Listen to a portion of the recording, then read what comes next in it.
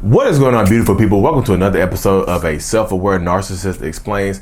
I am diagnosed narcissist Lee Hammock, and in today's episode, we're going to be talking about reactive abuse. When a narcissist or a toxic person pokes and pokes and pokes you, it makes you explode, and they enjoy your reaction. Stay tuned, like and subscribe for more.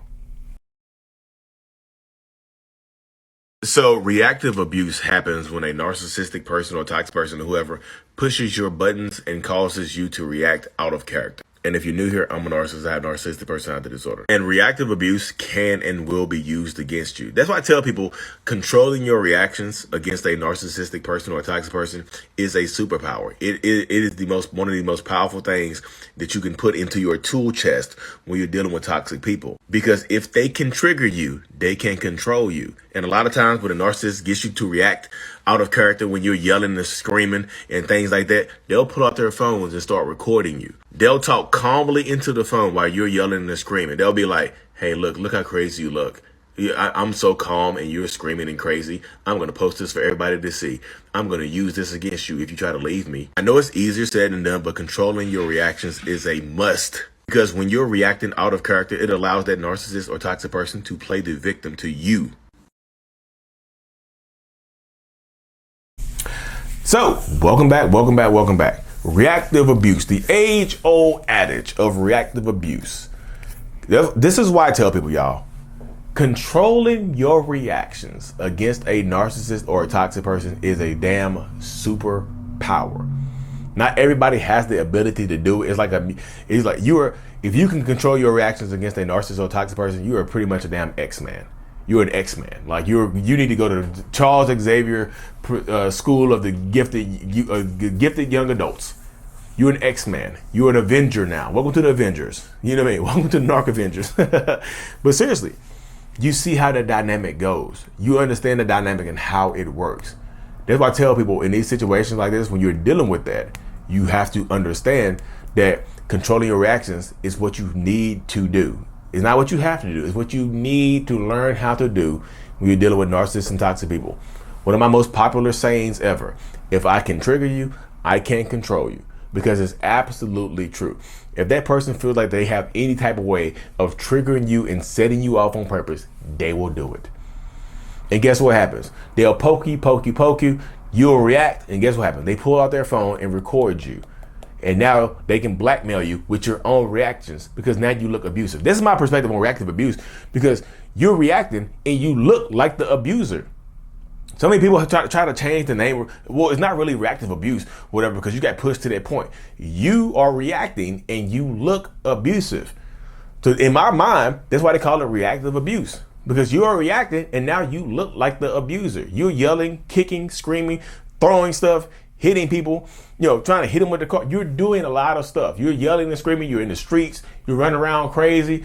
You're looking like the abuser. You're looking like the aggressor. We know behind the scenes what's going on, but everybody else, to the untrained eye, you look like the abuser. That's why I tell people, if you don't want to look like the abuser, you have to table your reactions.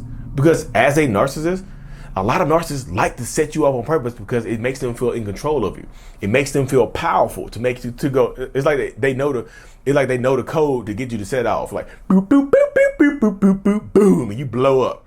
Right? I told you not to say that to me. And a lot of times, narcissistic people will use dog whistles to set you off. If you don't know what a dog whistle or an inside trigger is, it's a covert triggering mechanism. It's something that only you and that narcissistic person know that you don't like. Only you two know that it will hurt their feelings. Only you two know, and they'll say it they'll do it in public. They'll blow that dog whistle in public and set you off on purpose. Ooh, I told you I don't like that. And then if they can successfully set you off in public, you're going to look abusive and you're going to feel bad about yourself. And sometimes, guess what? Reactive abuse can be used to keep you in a toxic situation. Because if they get a chance to record you, you think they're going to post it. Like they're going to post this video online and they're going to make me look like the abuser. Yep, they absolutely will. I'm not saying that they're going to do it, but they'll threaten to do it. They'll threaten to do it all the time to keep you, to keep you in your situation, to keep you calm, to keep you wrapped up and stuff like that. They'll threaten to do it all the time to you. They absolutely will. I'm gonna show the world that you're crazy. Watch when people, and they'll set you off on purpose, and they'll be talking to you calm as hell. They're like, hey, look how crazy you look. Like one of us is yelling and screaming like a crazy person. You're crazy. Look how crazy you are. You can't control your temper. Look at you. You're so short tempered. Look at you. You're a narcissist. You're raging out on me. This is narcissistic rage, isn't it? Let me record this. They'll sometimes their calmness will also make you madder, because they'll be in so calm while you're yelling and screaming and doing whatever you're doing. You're throwing things. You're grabbing objects ferociously. You're beating on your chest. Whatever you're doing. Whatever they're doing, they're getting pleasure from whatever your reactions are. I'm just telling you that. Don't look at them.